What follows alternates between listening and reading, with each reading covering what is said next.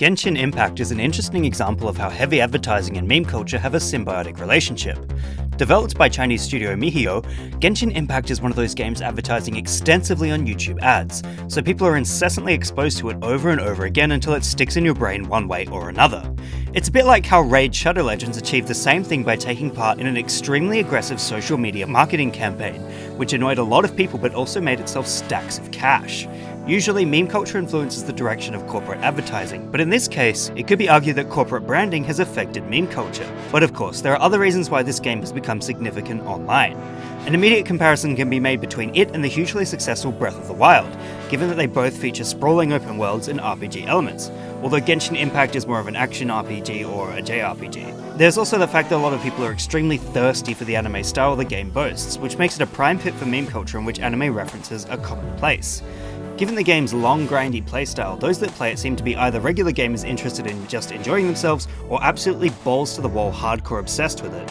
And of course, no freemium game is without controversy. Genshin Impact has been discovered censoring a lot of words in its in-game chat, a lot of which seem superficial or strange. Most of these censored words or phrases are influenced by the Chinese government.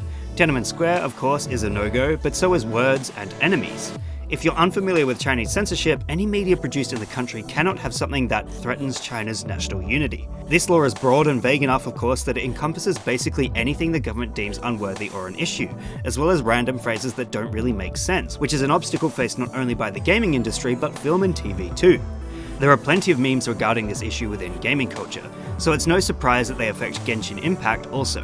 But finally, perhaps the most obvious reason why there are so many memes about this game is because it's generally accepted as pretty decent, even though it has a lot of microtransactions. It's likely the pandemic is responsible for making people play games like Genshin Impact that encourage socializing via the multiplayer aspect and the unbound freedom of exploring an open world, especially considering it's free and on a lot of platforms.